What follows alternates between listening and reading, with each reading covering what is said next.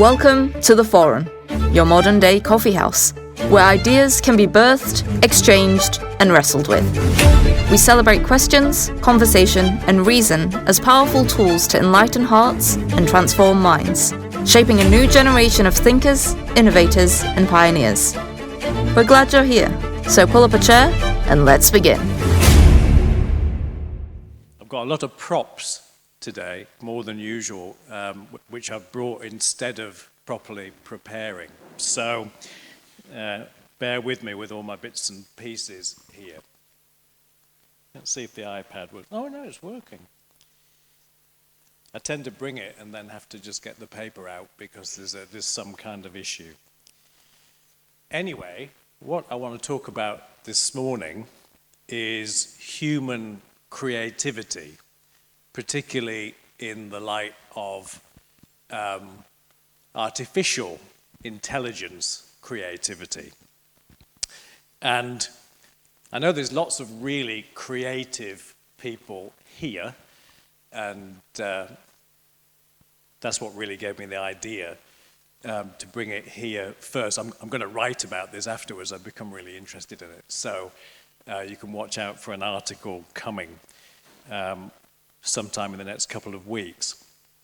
So in 2021, OpenAI launched Dali, and it's spelt sort of like Wall-E, which I'd never seen.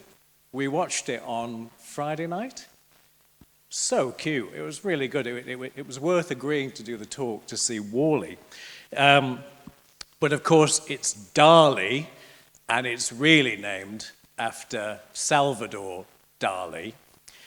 And so I want to talk this morning about what is the difference between the real Salvador Dali and Dali, the artificial intelligence version that's taken his name. By the way, I think he'd be horrified as to what's happened based on everything I've learned about him. But life is strange because we're just back from Dubrovnik, and while we're walking around, there was a Dali exhibition. And so we paid our €8, and we went. That's why I'm dressed like that, with a fish with sunglasses on. It's not my normal everyday attire. But it was actually amazing. There was none of his really well-known work, but there was lots of other things, and we had no idea that he'd created work in such a broad range of styles. So it's funny, isn't it? It's a bit like when you buy a car, you see nothing but cars like yours. All of a sudden, well, we've seen nothing but Dali. He was even featured on the Sewing Bee episode that we watched this week. So who is Dali?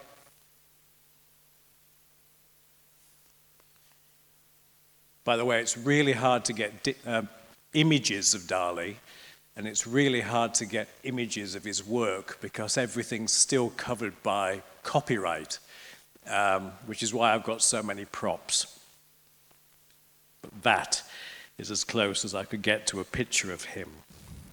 Salvador Dali is actually Salvador Domingo Felipe Jacinto Dali e Dominic. That's his name in full. He was born in 1904, and he spent most of his life in Catalonia in Spain. He spent a bit of time living in the US in between.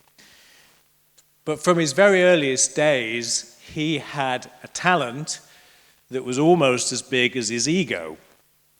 He had a super strange start in life, a tragic start in some ways.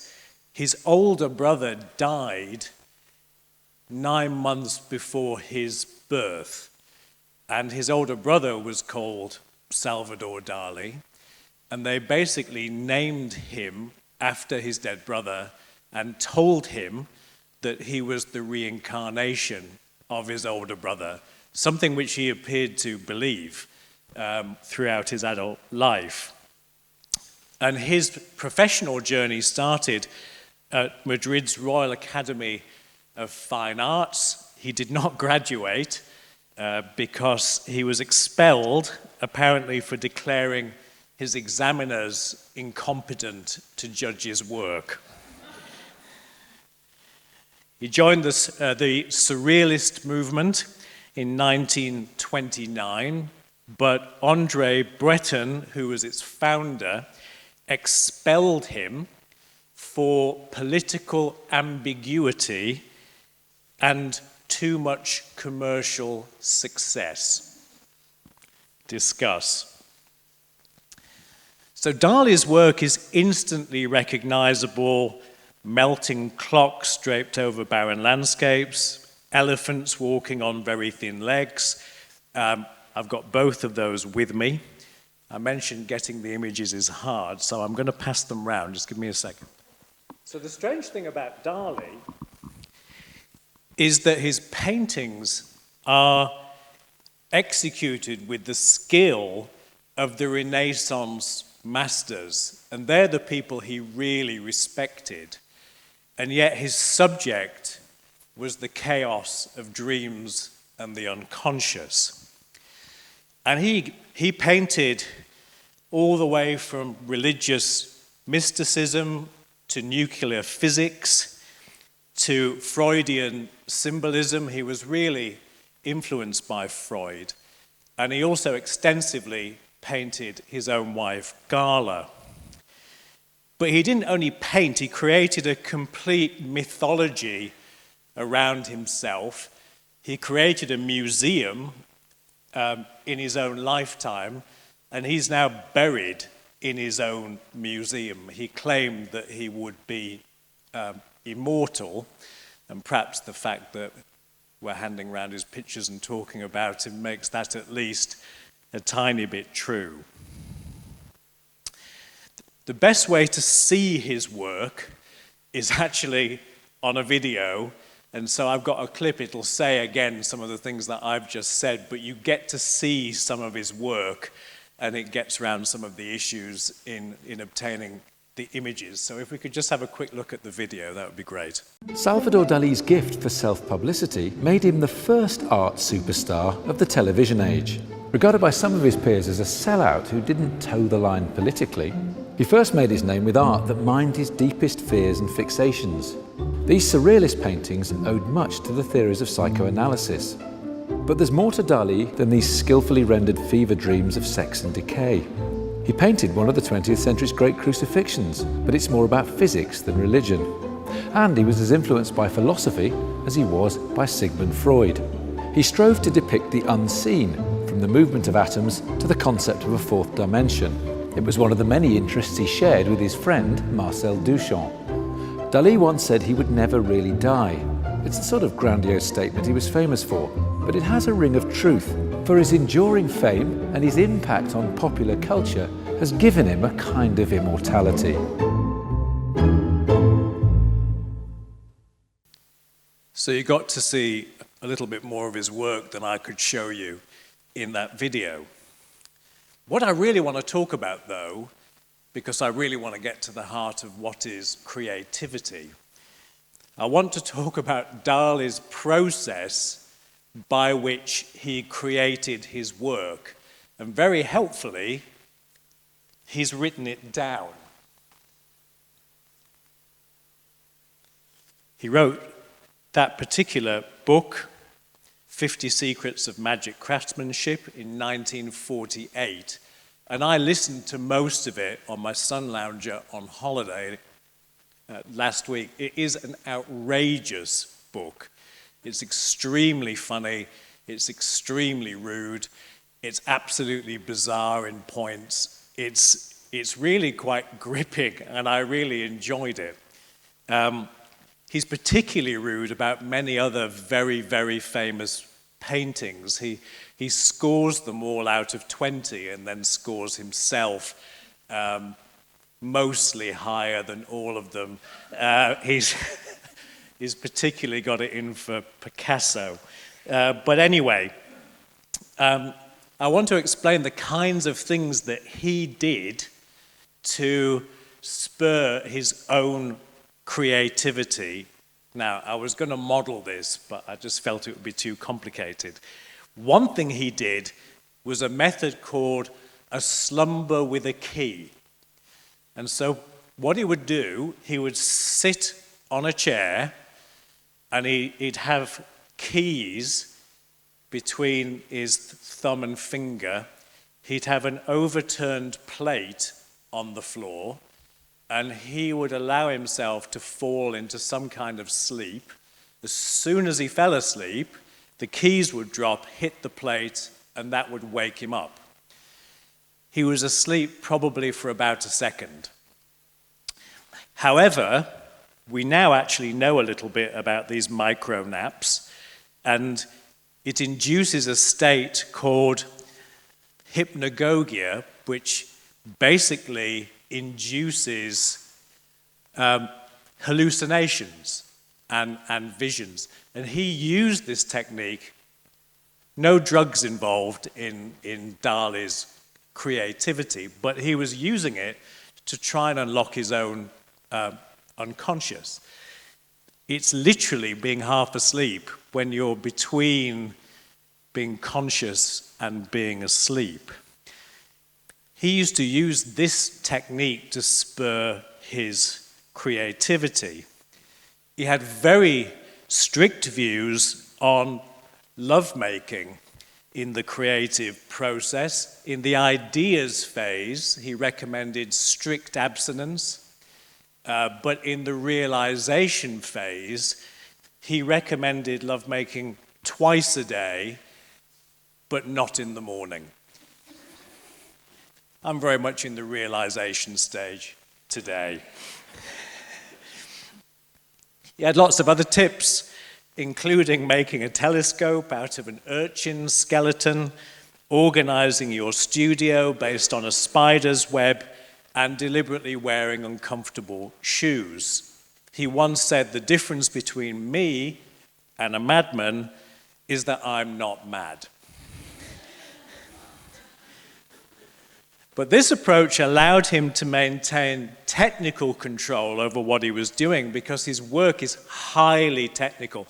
If you look closely at these pictures, as weird as they are, if you look closely at them, they're executed in an extraordinarily detailed way.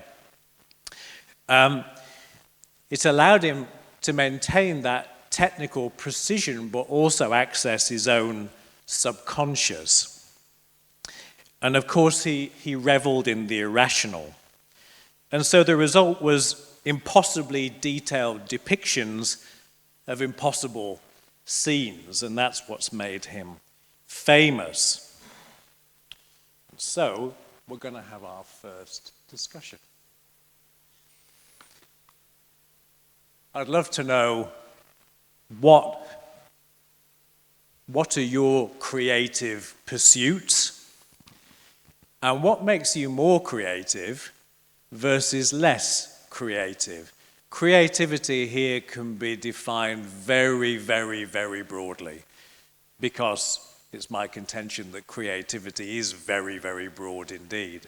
So spend a few minutes talking about what's your creative expression, and what makes you more creative, and what makes you less creative. Over to you for a bit. So I hope that was interesting. We had an interesting conversation. We actually talked about slowing down time. So if your discussion was not as impressive as that, then you should have joined our table. Okay, so let's contrast our creativity with machine creativity. So Dali actually was created just before ChatGPT came out, but it was bundled in with ChatGPT, so everyone thinks of it probably as part of ChatGPT, but it existed before. And essentially what Dali does is it generates images based on a text description of what you want. Which sounds simple. Technically, it's a massive breakthrough. It's a huge technical achievement. We'll go on to determine what we think it achieves compared to human creativity. But technically, it's really quite extraordinary. And the process is called diffusion. So basically, the way this works is, first of all, Dali is trained on tens of millions, actually hundreds of millions, of pairings between images and words. So it's shown thousands and thousands and thousands of pictures of dogs with the word dog. So it can basically build the connection between the two, and of course, not only dog, but particular types of dog and so on. It's trained, therefore, to connect words with images.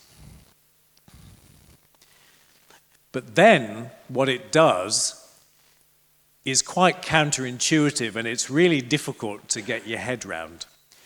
For those of you who've seen Star Trek, you know when on the teleporter they sort of dissolve and then they appear again somewhere else. The appearing again is more or less what's going on in the image generation. It starts as complete random noise, and then the image is created pixel by pixel as it forms something that corresponds to what you've asked for. It's the opposite of dissolving is what it does. And it's pretty clever, and it's pretty weird to watch, and it's quite hard to understand how it does it. It uses something called CLIP. And CLIP is contrastive language image pre-training, which you don't need to worry about. But you can't just rely on having pictures of dogs connected to the word dog, because you have to also be able to respond to some abstract things like sadness. That's a very abstract concept, but if you want a sad dog, you've got to be able to interpret something like that and be able to apply it to an image. And therefore, it's not just matching words with pictures, it's also creating semantic relationships between quite abstract ideas and images, as well as just simple matching. So, from a creativity perspective, Dali produces genuine new images that have never been seen before. So, in that sense, it's very creative. What it doesn't do is reach for a database of images and pick the best match to what you asked for. It actually creates the image from first principles, pixel by pixel itself. But it's very, very different to human creativity. So what are some of those differences? One is intentionality. So when Dali, the artist, produced a work, he decided that he was going to create something. And he also spent time thinking about what he wanted to say. Now, some of what he ended up saying, and he talks about this in the book, was not intended. It kind of emerged through the creative process. But he started with the intent to create. Artificial intelligence has no intentions, it has no will. All it does is respond to text prompts that are entered by us. It's following learned patterns. It's not expressing some kind of inner meaning. That's a very big difference. The second is originality. So, and this is a bit counterintuitive, Dali combined existing images, I mean, he made them his own, but he combined things like clocks and elephants and the Spanish landscape, the very barren landscape that you see on most of his pictures. But he did it in completely unprecedented ways. He found connections between things that were not intuitive, and he revealed hidden links between familiar things. Dali, the AI generator, produces genuinely original images, but the novelty emerges from patterns derived from our creativity and what it's been fed. Which is the most creative? We'll come back to that. Also, people and machines have very different constraints. Dali worked with physical constraints, so he had a canvas of a certain size. He had paint, which behaved in particular ways. One of the things he does in the book, he says you've got to have 5 brushes, and he explains exactly how you use all of them. It's actually really interesting to someone like me who can't paint. But of course, he had to deal with tiredness, the fact that he'd have to take breaks to eat and do other things. He was dealing with constraints of his biology and the constraints of physics. AI is still dealing with the constraints of physics, but they're very different constraints.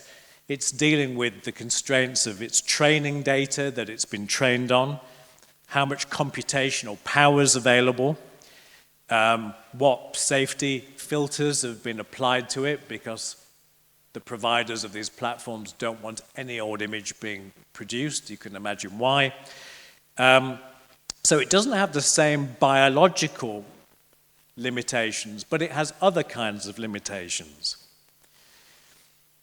And then finally, speed and scale. Dali, the person, produced approximately 1,500 oil paintings in his life. Dali, the AI, can generate as many images as Dali produced in his life every hour. But the question is that a good thing or is that a bad thing? And what do we make of those images? What do they mean? So let me do a quiz with you and also try and get you to form an opinion on just where we're at on artificial creativity. Here is a beautiful, iconic, and historic building in York, taken from your website. Okay, so I gave Dali this photo, and then I asked it to render the photo in a number of artistic styles. And I'd like you to try and guess, you can just shout out, what artistic style it could be applying to the Kew building.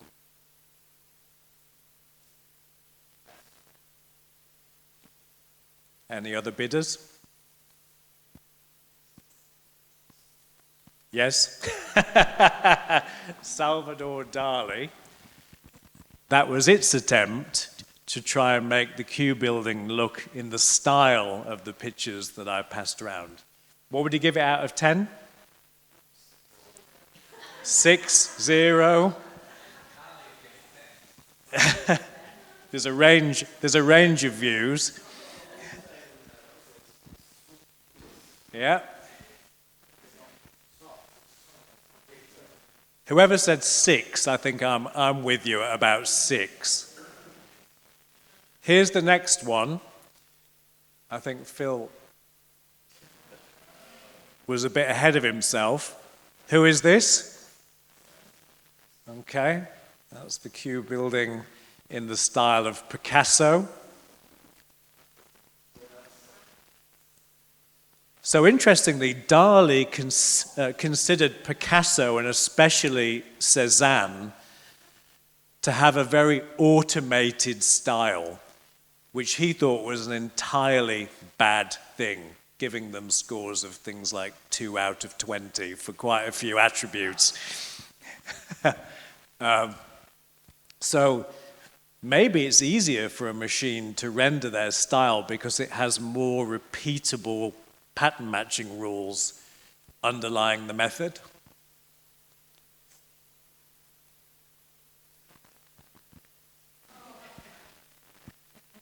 So it is Van Gogh. I personally think this is better, but what do you think? Out of 10? 8?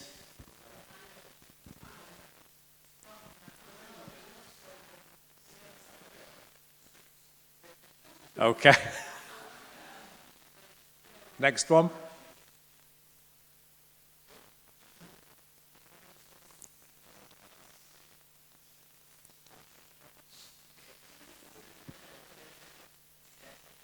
So you probably won't get this one because I'd never heard of this person because I am far from a art expert. But this is Dali's personal favorite. This was, the person who inspired him.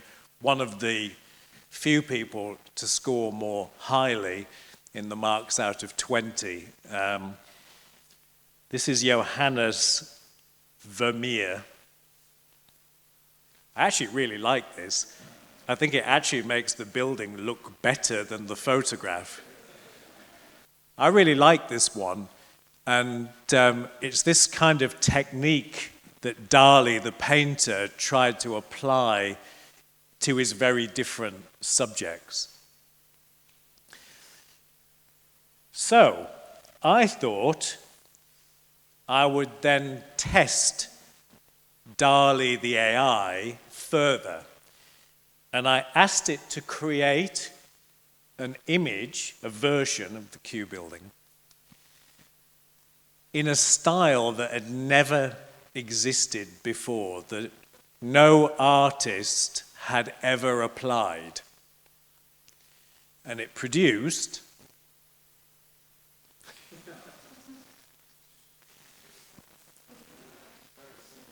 but it didn't just produce it, it explained it. This is a new style that it describes as resonant fluidism. Resonant because rigid forms are made to hum with hidden frequencies as if the world itself vibrates.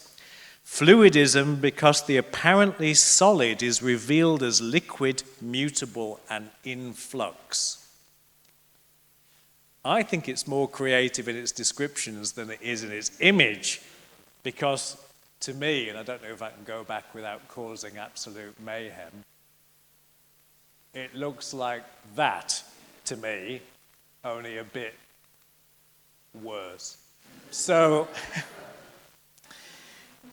but I was not satisfied with its level of creativity, and so I asked it, please now create another amazing new style of the original photo that pushes the boundaries to the absolute limit.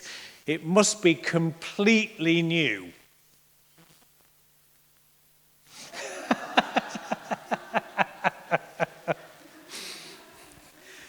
This, though, it's got a name. It's got a name. It's called luminomorphic flux. And it describes it as a radical, boundary-pushing visual language that dissolves the very distinction between architecture, atmosphere, and organic matter. I can think of another name for it. And the reason that I wanted to show this is that machine creativity at this point in time has got some limitations. And it's very clever at doing certain things, but actually if you try and push it beyond certain borders, it can't go there. And it can't go there because it can't currently alter its own algorithm, and it can't currently generate its own data. It can, but that's not generally how they're being trained. Which means that its boundary-pushing attempts are still quite derivative of human creativity in the end. For me, there's some really big questions that come out of all of this, and I'm not going to try and answer them, but I just want to pose them to you. Number one, does true creativity require consciousness and experience? Humans have history, emotions, we suffer, we experience joy, we have a body through which to experience the physical world via our senses, and AI doesn't currently have any of those things. Do we need those things to be truly creative? Secondly, does creativity need the ability to explore beliefs, meaning, and the transcendent? When Dali painted the Sacrament of the Last Supper, and I can't show you it because of the copyright issues, he was grappling with spiritual issues. He was trying to understand his own Catholic background. He'd become concerned about his eternal future. And he represented this in some strange way by putting Jesus inside a sort of dodecahedron as he was grappling with, what does this mean for me? If Dali, the machine, created religious imagery, it will be doing it based on statistical operations from learned patterns. AI has no beliefs. It doesn't understand the meaning of anything. It doesn't understand anything that's in its own model. Does creativity require those things? Thirdly, where does our creativity come from? Is it derived from the divine image or a divine spark? Is it rooted in the brain's imagination and capacity for language? Is it an evolutionary feature of our species that's allowed us to out-adapt our rivals? Is it a combination of all of those things? And of course, those questions are some of the biggest questions about human existence. And they're answered in very many ways by different perspectives: religious, philosophical, biological, neurological. So I think AI, in a funny way, has held a mirror up to humanity and caused us to ask questions again about what's the difference between us and it. I think that actually could prove to be a very useful thing to have done. But where does our creativity come from? It's a big question. Who owns the result of creativity exhibited by a machine. Dali and Dali's estate still own all the artwork that he produced, which is why I can't show you it. What about things that Dali produces through its algorithms? Who is the artist? Is it the AI itself? Is it the programmers who developed it? Is it the person who writes the prompt? Is it some combination of all of these things? Is it the people who provided the data from which it derives its own creativity? And of course, that's a huge controversial subject about AI drawing on creative works of others and using them, typically without transferring value back to them. These are big questions, and I posed them just as questions this morning. You'll have your views, and they'll be influenced by your views more generally about who we are and the meaning of everything. But what's the future of creativity? Well, the first thing is that AI is going to get better. This is the worst it's ever going to be.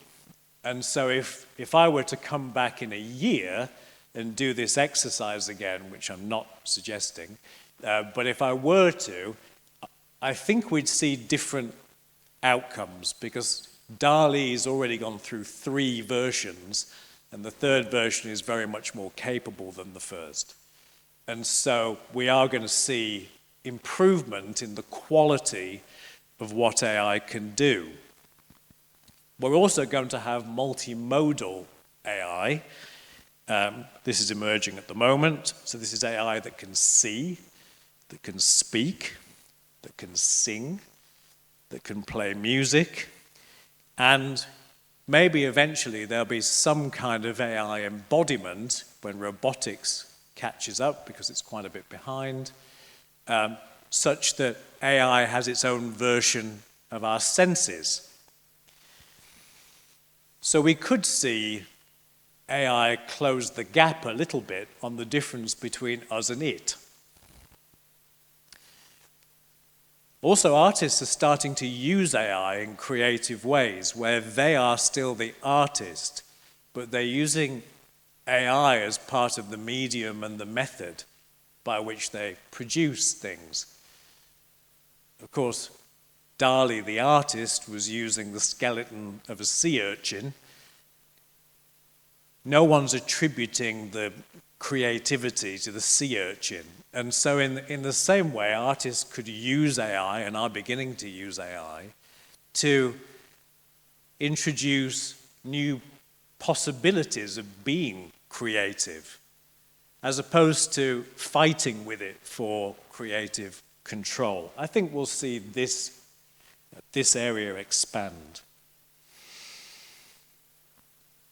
But we don't know, because it's still very early in the process.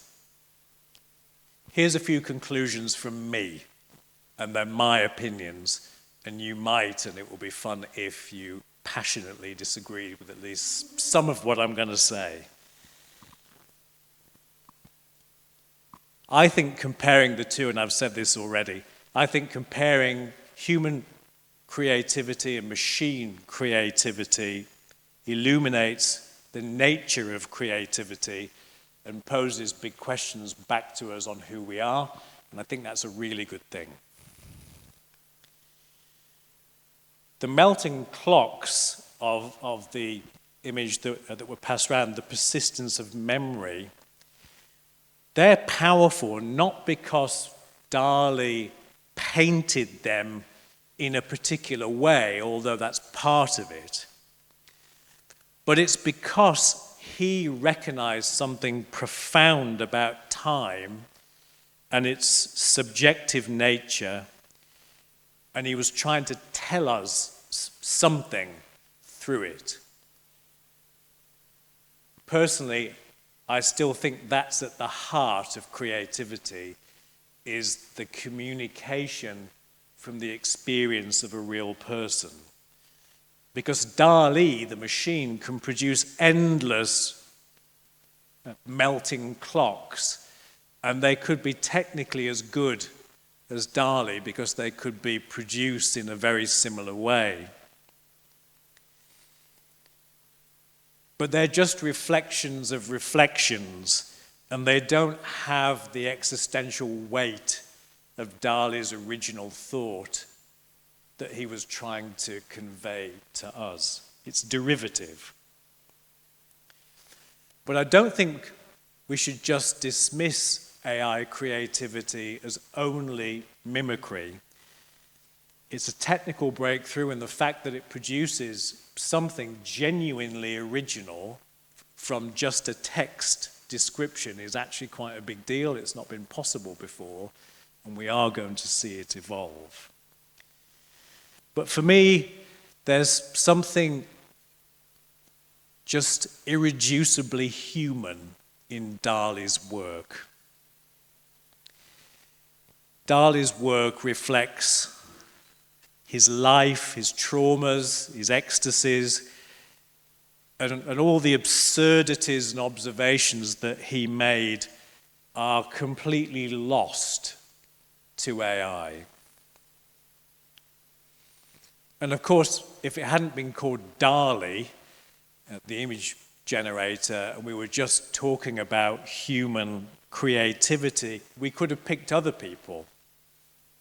We listened to Nick Cave's Ghosteen album on Friday night. It's him processing the loss of a child and the rawness and the struggling with his faith and trying to make sense of something that cannot be made sense of.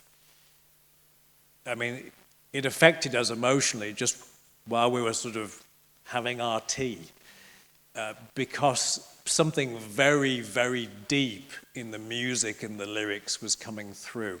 I don't believe that that is accessible to AI, and I don't see how it's going to be for the foreseeable future. And I don't think that actually AI is capable of replicating your creativity or mine.